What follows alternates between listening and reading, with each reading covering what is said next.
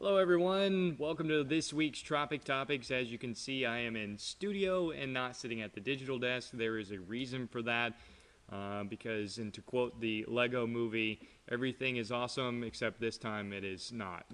We've had several things break on us today for whatever reason, the internet not working, and as you can see from my very glitchy webcam here, the webcam's not wanting to work either. So bear with me on that. I'm going to go to full screen on weather as much as possible, just so you don't have to look at my camera just absolutely glitching out. So I do apologize on the delay. I'm very, very sorry. We tried to work as fast as possible and get all of these things fixed to give you as much quality as possible as well. But yeah, sometimes things happen. You just got to roll with it. So we're going to go right into this, and I am going to start as promised here with a Ross rant. And, you know, Ross rant being generous here, really not being all that upset about everything. But I did want to talk about, you know, where we got it right, where we got it wrong kind of thing. And for the most part, you know, we were pretty good on this forecast. Overall, seeing winds 25 to 45 miles per hour. We had gusts up to 60 as the forecast. Now, in reality, there were several locations that had gusts over 60. So we were a little wrong there. And we even had a couple locations see gust over 70. So that was very few and far between. But for the most part, as far as the sustained winds go, pretty accurate on the wind gust aspect of things. Rain, 3 to 5, nailed that. Isolated amounts, 8 plus, nailed that. Storm surge, 1 to 3 feet. That didn't verify on the west end of the storm, thanks to the shift in the track. And the storm surge, 2 to 4 feet on the opposite side. I actually think 3 to 5 feet verified in some locations like Indian Pass, Apalachicola. So a little off on that as well. Thankfully, the tornado threat never materialized as dry air got into those feeder bands and really disrupt any kind of possibility of that actually happening. And then the impact from waves was definitely there, 6 to 10 feet. We saw that early on, the wind out of the north helping to diminish that wave threat. Flash flooding, obviously verified, and the gusty winds, obviously verified as well. So, you know, that's a general idea of where we were right, where we were wrong. Overall, I'd say the forecast was pretty good here. And that takes me right into my rant overall. Ross rant number 1, maybe number 500. But anyways, that is perception versus reality on a forecast. So the perception, 25 to 45, doesn't sound like a whole lot. But in reality, 25 to 45, especially with the lack of trees that we have across Bay County, Calhoun County, Jackson County, and even parts of Washington County and Gulf County, you certainly saw the effect of the lack of trees that happened, because instead of the wind being diminished to just the treetops, we had the wind pushing all the way down to the surface, and that certainly made the wind seem like it was much more intense than it actually was. And the gust, obviously, up to 60 miles per hour was forecasted, and we certainly saw that verify, and some, at least a little bit. The rain was really what we harped on as far as the forecast, because that was the easiest part of this storm to forecast. We knew the rain was going to be impactful to everyone, not just those that got into the core of the storm. We knew that there was going to be flash flooding from the storm, and that's why we harped on that, even though we weren't talking about the track very much, because the track was extremely difficult in this case, and it was a very disorganized storm. The disorganization of the storm made it very hard to say exactly where the thing was going to make landfall and eventually where it was going to work inland as well. So those were two of the biggest aspects of the forecast that were challenging, but certainly brings me back to the rant topic here, which is should always be focused on impacts of the forecast and not the track of the storm. Because the impacts of the forecast verified quite nicely. I mean, we saw what we expected to see across the area. So for those that say, well, it was stronger than expected. Well, actually, no, it wasn't. It was just exactly what we expected, a strong tropical storm. And Kristen and I harped on for 4 days that a hurricane was possible. We didn't think it was likely, but we thought it was possible. And this storm got pretty close. It got all the way up to a 65 mile per hour tropical storm. So for those that were like, that was the most hurricane-y tropical storm I've ever been through, hey, you're kind of right. We were very, very close to a hurricane when it made landfall, so it would make sense that the impacts across the area felt like a hurricane because, just 5, 6, 7 miles per hour, that's really semantics meaning the only difference between them and the effects that you feel across the area are just that. We're just what you call it. That's really the difference in 5 miles an hour. It's the same thing we talked about with Hurricane Michael way back when it was 4 versus 5. Well, 4 at 155 miles per hour or 5 at 161 miles per hour. Who cares? It's the same thing. The effects are the same, regardless of whether it's 155 or 161. Cat 4, Cat 5 at that point, it doesn't matter. It's semantics. And this is the same type of ordeal here.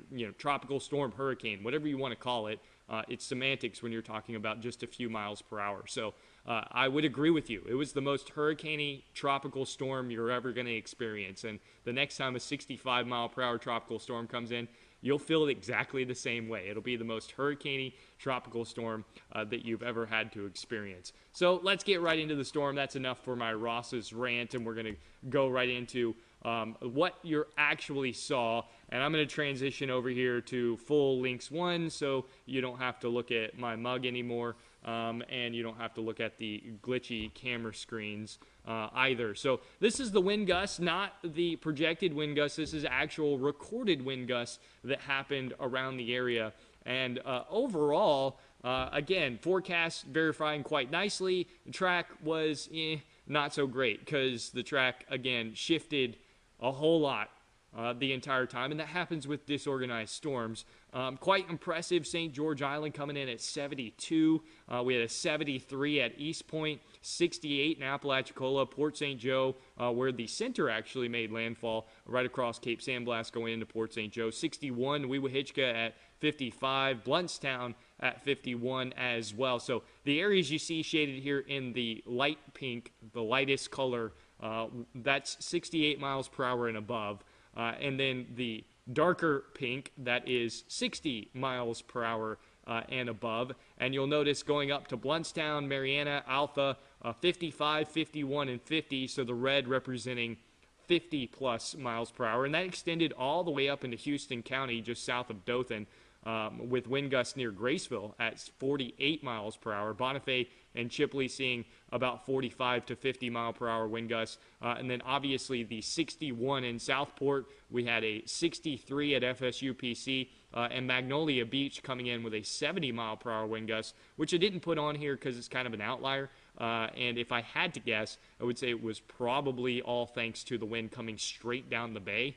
The Magnolia Beach is on the bay side. That's where the system is. So I'm guessing the wind came straight down North Bay into St. Andrews Bay across the Hathaway there with a 70 mile per hour wind gust. And I think some of the wind that happened around Panama City back in the Southport more had to do with banding and downburst than it did with the overall strength of the system, because the wind obviously here lopsided on the east side.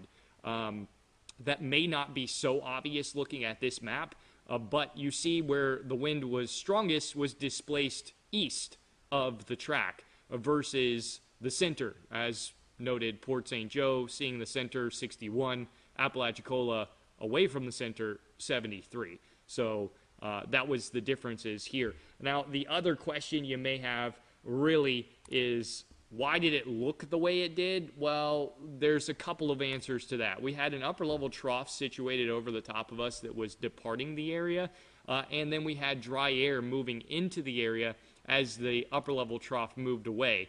So zooming on out here, you note where the track is, the orange indicating dry air, and the arrows indicating the rotation of the system. So dry air got into those feeder bands. That helped chip away at the system. The upper level trough enhancing vertical shear, also enhancing our rotational shear or horizontal shear. That helped to enhance the overall rainfall. It also consolidated the west side of the system. And right where you see shaded in red, that's basically where that western part of the storm stayed intense all the way up into southern Alabama. It's also where we see, some of the stronger wind gusts that were not on the east side. So I think that upper level system departing the area, then the dry air frictional forces from the storm itself definitely enhanced rainfall across that western side. Also probably enhanced some downbursts across the area too. So overall, looking across the area, again, forecast verifying quite nicely. We had 3 to 5 as widespread.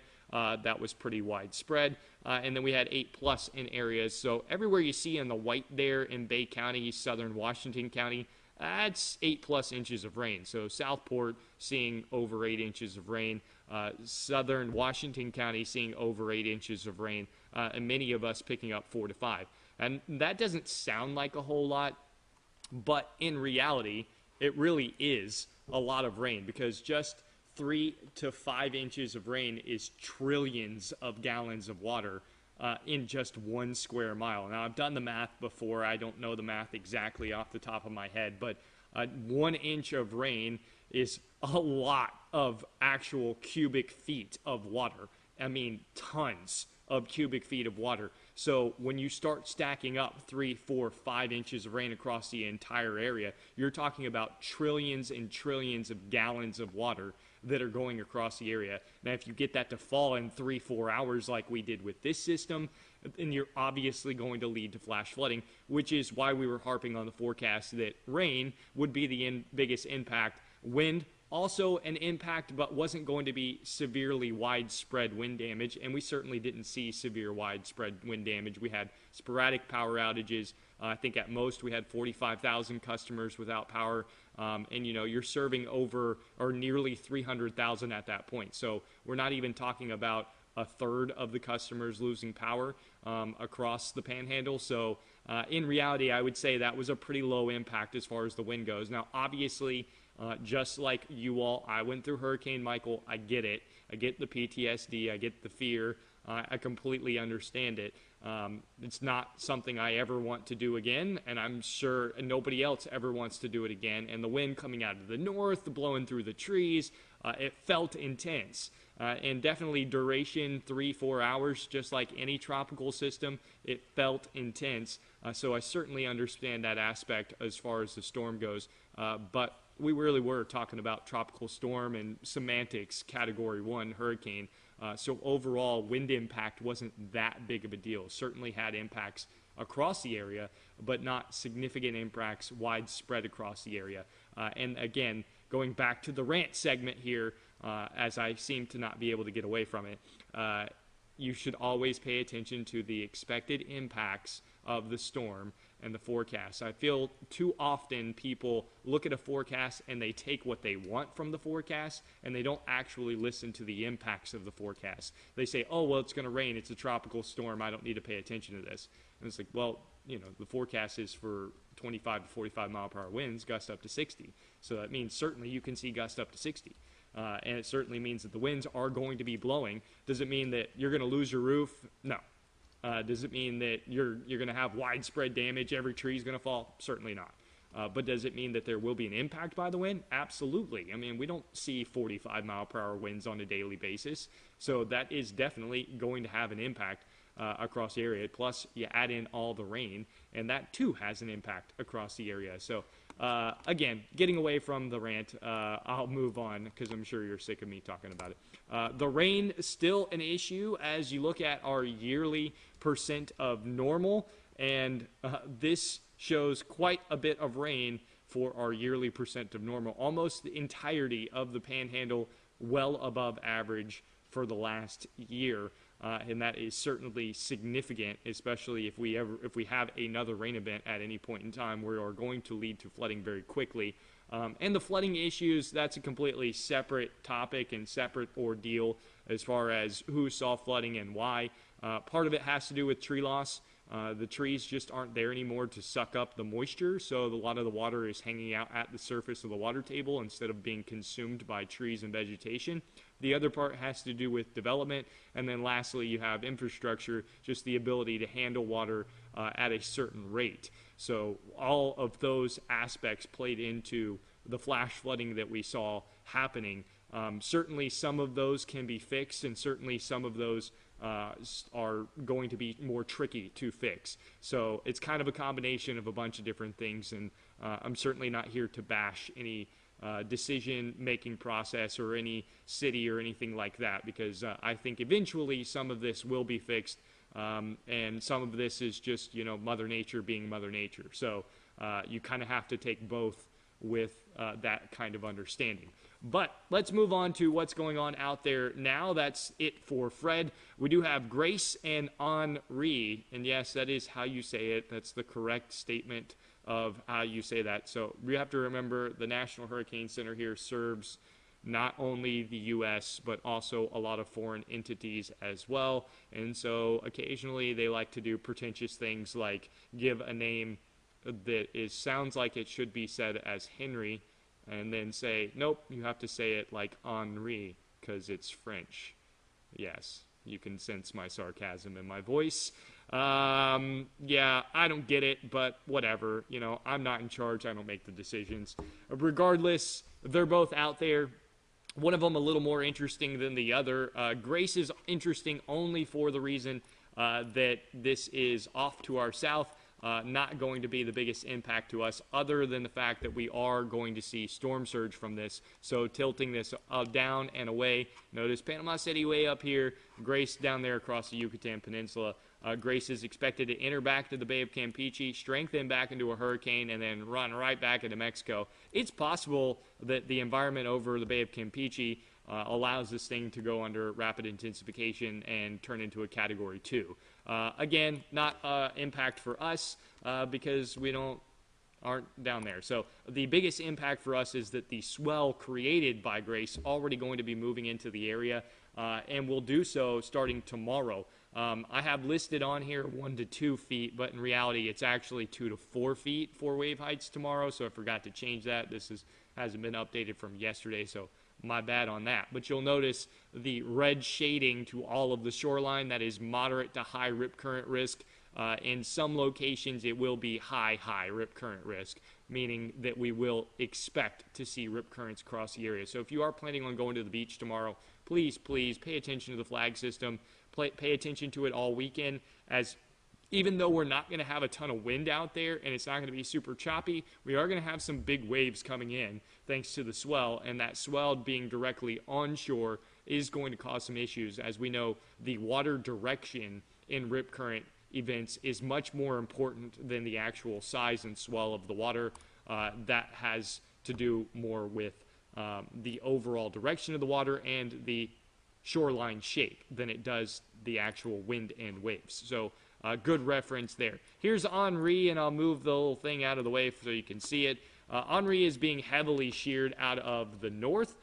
Good news for the system, good news for everybody that might be impacted by the system. The bad news here is that it is holding together quite nicely, and the longer it stays stronger, the better chance that this thing has to have some kind of forecasting error as it takes that hard right-hand turn and then working up the East Coast. This is where things get kind of questionable. Because if it's really strong, it will want to be captured by the upper level trough and turn left.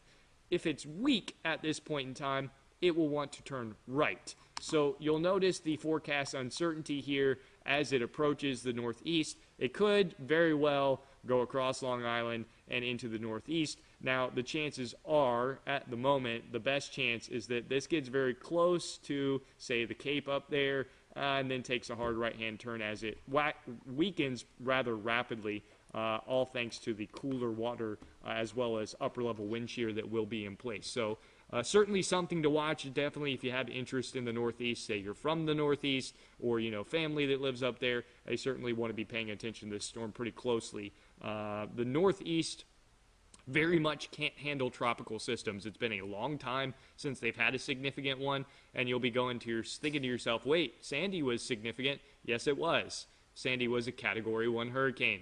Yes, you heard me correct. Sandy was a Category 1 hurricane, and everyone would have thought the world ended up there because of the infrastructure and ability to handle tropical systems.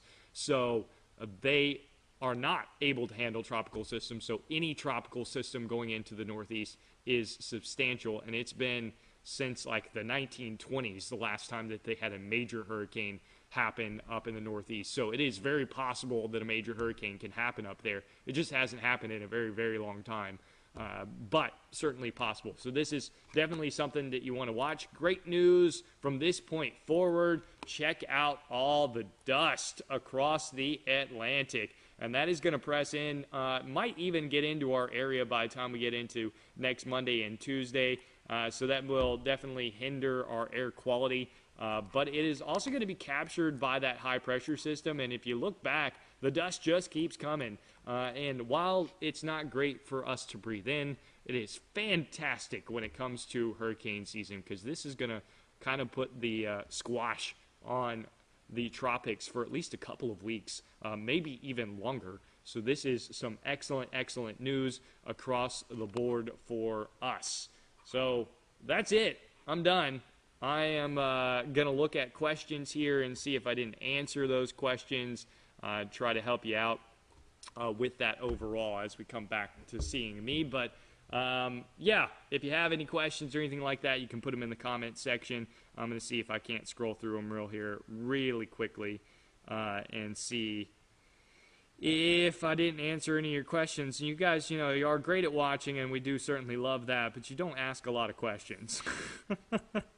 The Saharan dust, how long will it be around? Thanks, Sandy. Sandy is an avid listener and watcher, so I'll get to her question. The dust probably will be around for at least a couple of weeks. So we're entering what we call a suppressive phase. We still have the MJO in a favorable phase. That's the Madden-Julian oscillation. Remember, we covered that several weeks back. That just means that the air wants to rise. Well, we do have other waves that are coming in, a Kelvin wave specifically, that is going to fight that rising motion across the Atlantic. And then on top of that, we also have dust that is coming across the Atlantic. So those two things, the suppressive Kelvin wave and the dust, should keep the tropics relatively limited. Now, it's still possible that some storm kind of fights through the odds and finds a way. That's certainly possible. We've certainly seen storms in the past that have been able to just kind of eat dry air, even though they shouldn't be able to. We've had that happen. So, it's still possible. Tropical systems can happen. It's just less likely. So that is good news, certainly, as we head through peak season. So good question there, Sandy, on that. I'm scrolling all the way back up to the top here and see if I can see anything else. You got anything for me over there, Spencer? I did have a question. Does the lack of trees now after Michael, does that have any effect on it seeming wind seeming more intense? Yeah, certainly.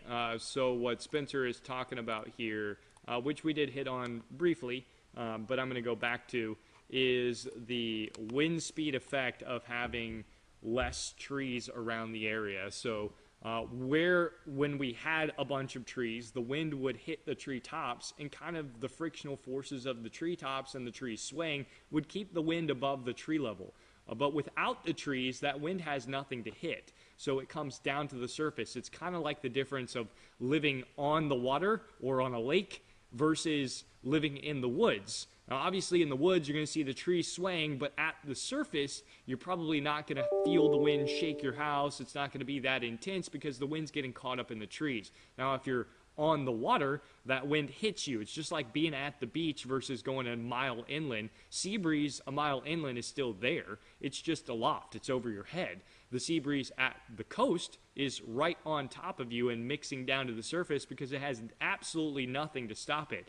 So that's the difference of what's going on with the lack of trees. So until we get a tree canopy back, which the trees have done a very good job in the last 3 years of regrowing. I know it doesn't feel like it, but if you look at the pictures just from last year, and then you go back the year prior, as you get toward Hurricane Michael, and then right after Hurricane Michael, the trees have responded quite nicely, but they are nowhere near what they used to be. And it's going to take 10 to 15 years before we get back to that kind of tree canopy where we see an abundance of trees around the area that we'll get back to where when we have a storm like this, yeah, some trees will come down, but the wind won't feel so severe. Until that happens, we're going to be continuing to feel like every gust of wind hitting the side of the house is extreme because it's mixing all the way down to the surface. So that's certainly an aspect as to why the wind felt stronger than it actually was. The other aspect is we as humans, we're terrible at judging wind speed. Most people have to reduce what they think the wind speed is by about 20 miles an hour, because most people overestimate wind speed by 20 miles an hour. So they'll think 60 miles per hour is actually 80. They think 25 is 40. That's just proven psychology. There's been many studies done on people guessing wind speed and what the actual wind speed was. So we're just terrible at guessing winds. That's the other issue. But certainly the lack of trees playing a part of that as well. So good question, Spencer. I got a question from Miss Margaret. A great question. When will the intense heat and humidity back off? Intense heat and humidity. October. I say that jokingly, but in reality, it's true. Typically, our hottest time of year is the end of July. I know it feels like it's right now, but by the numbers, it's actually the end of July. And the difference, I think, as we get into August and September is that the water temperature is much warmer in August and doesn't start to cool off until we get some cooler shots coming down in September and October. So you don't have as strong of a sea breeze in August as you do in July, because the water temperature is so much warmer. So it's hotter for longer portions of the day because the sea breeze doesn't work inland as quickly. And it makes the air much more stagnant as well. And the sea breeze doesn't work as far inland. So that's usually the issue with August versus July. But statistically speaking, July is our warmest month. And typically we start getting cold fronts to come in as we get toward the end of September and the beginning of October. By the end of October is when we really start to see the drop off in temperatures.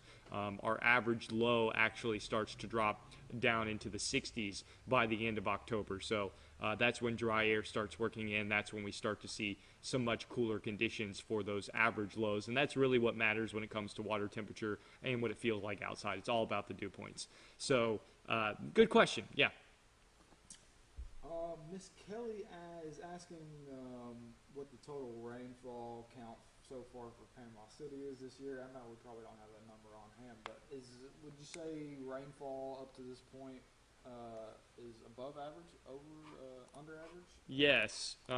Rainfall for the past year thus far, well above average. Panama City has seen over 45 inches of rain thus far. We should be only in the 33 inch range. So we are running well above average. Now, for reference, that might not sound like a ton, being only about 6 to 8 inches above average across the area. But for reference, if you're 1 inch above average on the year, you're talking about a pretty significant surplus. So being 8-9 inches above average is a very significant surplus, as what we would refer to as drought happening. Typically, our average rainfall comes down to about 1/10 to 1/4 of an inch of rain every day. If you disperse all the rain that we're supposed to get over the year per day, then that gives you an idea of how long it would take for us to get back into drought. It would take, at this point, about a month and a half of no rain for us to get even back to average. So certainly we are running well above average. That has to do with several tropical systems now. We've had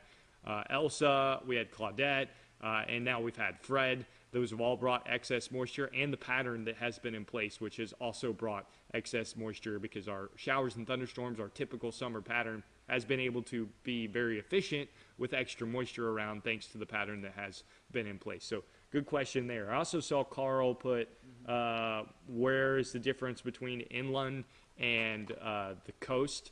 That's a good question. I have answered this before, but since we are here, we will do it now. So this is the current radar. Coastal areas is about 10 to 15 miles inland or the north side of the bays. So this is coastal across the panhandle. If you are in this area, you are coastal. And yes, I know that goes all the way up to 31 because of the bays and Deer Point Lake. But the difference is the Deer Point Lake connected to the bays makes it coastal because the sea breeze works inland very quickly in this area. So this is typically the area that you would expect the sea breeze to have an effect on your daily temperature and your daily spread. It's also where we would see the sea breeze protect the coastline, much like today. You'll notice that where the showers and thunderstorms are, misdrew there, sorry, but you'll notice where the showers and thunderstorms are, they are north of the bays. Now, obviously, this area pretty prone to it because this is where we get convergence of the two sea breezes.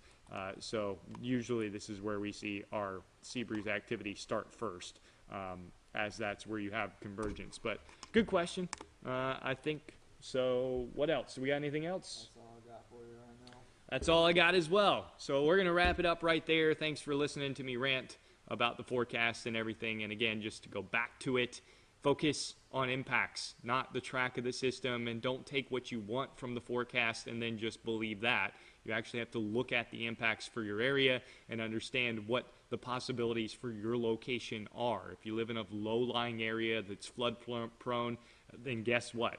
4 or 5 inches of rain being forecasted in an area, probably going to lead to flooding in your location. If you're in an area that is wind exposed now, 25 to 45 mile per hour winds is going to feel much more intense. Certainly if we have a category 2 or a category 3 come in, it's going to make that wind feel much, much, much more intense. So that's kind of the logic of looking at impacts versus the actual where the storm is going, that kind of thing. Because even though the storm was shifting a whole lot, we didn't change our forecast from Thursday. It was the exact same forecast Thursday, Friday, Saturday, Sunday, going into Monday. I wanted to change it because I was looking at the system and I'm like, this thing has fallen apart. It's weak. It's disorganized. And I was extremely hopeful that it was going to come in weaker than what we forecasted. But we didn't change it because I know, as well as Kristen knows and Grace knows, that you follow the trend and you don't just change the forecast based off of just the one part of the storm or one situation where it happens for a few hours. You have to go with the overall aspect and what's the most likely to happen. And more times than not, what's most likely to happen usually ends up verifying pretty close, because with tropical systems, we're not trying to be exactly right. It's impossible. We're never going to get it all right. We're trying to be the most right, which means we get most of it correct. And I think we did our job this time around. So that's where we stand on tropical forecasting. That's where I stand. That's certainly what I'm going to continue to do, whether you like that or not. That's just how we're going to do it. So, yeah, that takes me away from that. That's going to wrap up this week's Tropic Topics. Thanks for joining us. If you don't have the Storm Track 13 app, shame on you. No, I'm just kidding. Go download it. It's a great tool to have. It passes on warnings. It certainly is useful during tropical systems. Thankfully, we didn't have any tornado warnings, but we certainly could have. That's also useful. And if you find yourself without internet, you can watch us on the app from your safe location instead of needing to watch on television. So those are all good things there. My Panhandle mobile app's a great place as well. And, always check back in for the mypanhandle.com. Our website did a fantastic job. So last but not least, I will commend all of those behind the scenes, such as Spencer, our entire digital team, as well as Amy and Tom that joined Kristen and I in the live wall-to-wall coverage. They did a fantastic job with helping things out. And we had a lot go wrong on Monday, including we had several of our receivers get fried due to power hits. So the overall production could have been better, in my opinion, as far as what we were getting out to you guys. But certainly we made do with what we had, and I think we did a pretty good job with that. So hats off to all of those, especially our digital team and Kristen. I thought Kristen was fantastic all day long. So, yeah, that's going to do it. We're going to wrap it up. We will be back next week, hopefully talking about